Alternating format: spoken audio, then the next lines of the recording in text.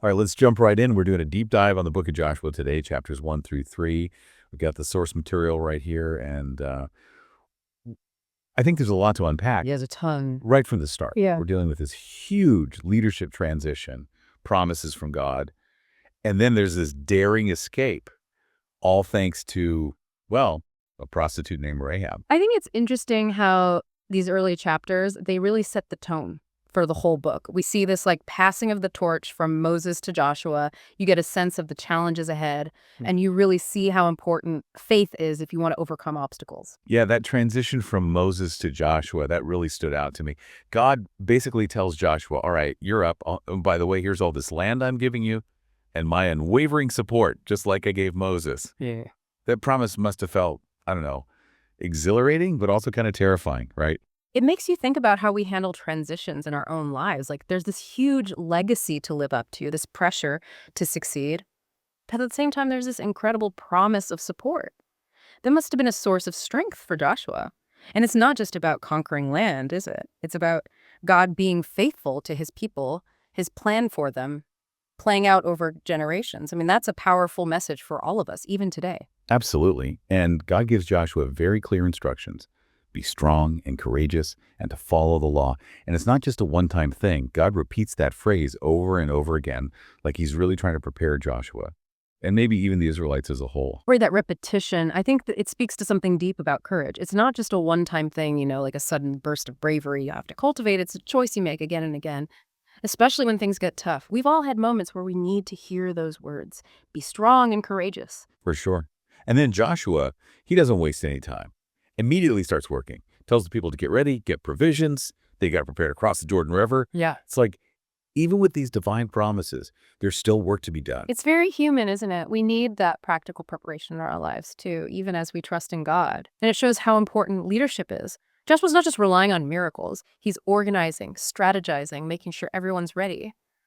What did you think about Joshua reminding those tribes, the Reubenites, Gadites, and the half-tribe of Manasseh, about their promise to help conquer the land? Oh, yeah. That reminded me that even with a common goal, there will always be people tempted to put their own needs first. It would have been easy for those tribes to say, look, we have our own land to settle. Let's just focus on that. But they didn't. They honored their commitment to the mission, even though it meant waiting. It shows real commitment. Sometimes we have to put aside our desires, our comfort, for something bigger. They understood that unity requires sacrifice, and that their individual success was tied to the success of everyone. A good lesson for us all, I think. Yeah. And the people's response to all this is pretty amazing. They pledged their obedience to Joshua, just like they followed Moses. It seems like they're ready to follow him anywhere. Their loyalty is not just to a leader, it's to something greater. Their covenant with God, this continuity, this commitment, it speaks to the deep roots of their faith. It's not blind allegiance, it's a shared belief, a purpose that unites them. Speaking of purpose, things take a turn when Joshua sends those two spies into Jericho. Of all the places to end up, they find refuge in the house of a prostitute, Rahab. It makes you wonder, how did they even find her? And what made her decide to help them? Rahab's story, I think, is one of the most fascinating parts of this whole section. It makes us question our assumptions about how God works. Here she is, this woman living on the edge of society, and yet she plays this major role in this epic narrative. It tells us that God's grace, it reaches the most unexpected places. It really does make you think about what she must have been thinking. The king finds out about these spies. He demands she turns them over. And what does she do? She hides them and lies to the king's men. That takes guts. What do you think made her do that? Well, it turns out she had heard about the Israelites, about their God, the Red Sea, their victories over those kings, Sihon and Og. Word had traveled far and wide. Makes you realize our actions, especially those driven by faith, can have a huge impact. That's right. Rahab is proof of that, the power of reputation and the impact of what God does in the world. It's like a seed of faith had been planted in her heart just by hearing these stories. And when the time came, it blossomed into action. So Rahab, she makes a deal with the spies. She'll help them escape, but they have to promise to protect her and her family when they conquer Jericho. And to mark her house, they tell her to hang a scarlet thread from her window. That scarlet thread, it becomes such a powerful symbol. It represents her faith in God, her willingness to side with his people, even though it meant betraying her own. That one act, it speaks volumes about the choices we make when things are dangerous and the hope we place in something bigger than ourselves. Oh, and talk about a cliffhanger. The spies climb down her window on a rope, escape back to camp, like something out of an action movie. It reminds us that faith, it's not passive. It takes boldness, risk, even defying the odds. It shows how far Rahab was willing to go to protect these strangers. It makes you think, what could we accomplish if we had that kind of faith? Great question. And speaking of impossible things, the Israelites have their biggest challenge yet, crossing the Jordan, the last thing between them and the Promised Land. You know, crossing the Jordan wasn't just physical, it was symbolic, too. Going from wandering to finally arriving, stepping into this new phase, it must have felt huge, full of anticipation and maybe some fear, too. And I love how Joshua tells them to follow the Ark of the Covenant, that symbol of God's presence. Like he's saying, we're not alone here. God is leading the way. It's powerful, even when we face the unknown, even when things seem impossible, we can focus on God, trust in Him. They weren't looking at the rushing water, the danger, but at the ark, a symbol of God's power, His faithfulness. And God tells Joshua this is the day he'll start to exalt him. Show everyone that he's the right man for the job. The timing is incredible, God's timing. It's like he's affirming his leader. Must have been amazing for Joshua. All those years waiting, learning from Moses, and now this public declaration. Even when we feel unseen, God notices our faithfulness, and in His time, He will lift us up. And then, talk about a miracle. The priests, they step into the Jordan and the water just stops. An entire river stops flowing. Can you even imagine? God's power over nature. We see this throughout the Bible. God breaking into the natural order, showing His power, protecting His people. These stories aren't just about miracles. They're about God's commitment to His promises, what He'll do for His people. Totally. So the river's dried up. The whole nation crosses on dry ground. How could you even doubt God after seeing that? It marked a new era for the Israelites. They weren't wanderers anymore. They were conquerors, stepping onto the promised land. That experience, it must have cemented Joshua's leadership, reaffirmed their faith, and given them this collective memory to carry forward. Even when things seem impossible, God can open a path where there wasn't one before. So we've seen Joshua take command, the Israelites escaping with Rahab's help, and a whole nation walking across a river on dry ground. Quite a start to Joshua's journey. What stood out to you in this part of the story? You know, what really strikes me is how God prepared them for this. The change in leadership, the reminder of their commitment to each other, the miracle of the crossing. It all points to God's careful preparation. Even when we don't see the whole picture, God's working, getting us ready for what's next. You know, it's amazing to think about them crossing the Jordan, going from wandering to arrival, but it's not just about reaching a place, is it? Right. It's about a whole new chapter, a promise coming true. And I love how God knew they needed more than just dry feet to remember this. He wanted it etched in their memory, you know. Yeah, and so He has Joshua pick 12 men, one from each tribe. They gather stones from the riverbed, make a memorial. Those standing stones, we see this all over the Bible. They're like, hey, remember that time we crossed a river on dry ground? Yeah. Yeah, God did that. It's not just about the event, it's about the God who made it happen, this physical proof lasting for generations. And God wasn't finished. He had more in store. Once everyone's safe, He tells the priests to leave the Jordan. What happens next? I gotta know. The second they step back, the water comes rushing back in, fills the riverbed like it never stopped. That image, God's control over nature, it's incredible. Like he was holding it back perfectly. Yeah. Just long enough.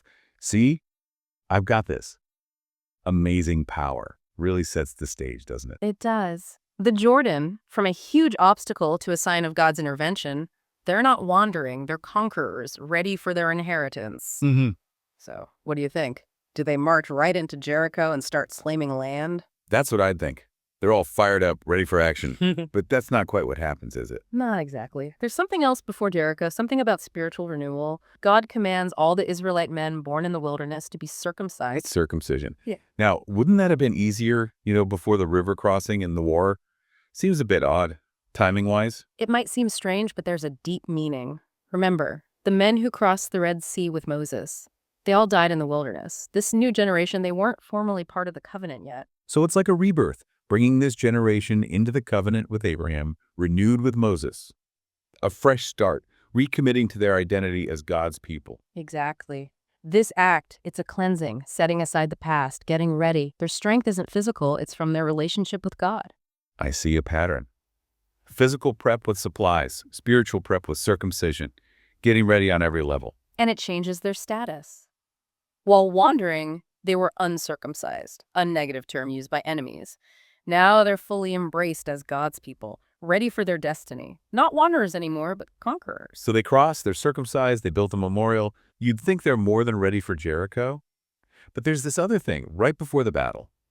I found it interesting. You mean the Passover celebration? Just like in Egypt before the Exodus, now they celebrate in the Promised Land. Wow, what a moment. Seems odd to party right before a fight, but I guess it makes sense. They're remembering, giving thanks, reaffirming their faith. Exactly. It's not just a military thing, it's spiritual. Acknowledging God's provision, his deliverance, their faith over generations, drawing strength from their history, their identity as God's people. Like a spiritual recharge before the fight. They're not fighting just for land, but for the God who brought them there. And there's something else. After Passover, the manna stops. That miraculous bread that kept them going in the wilderness, it's gone. It's like God saying, "You're here now, in the Promised Land.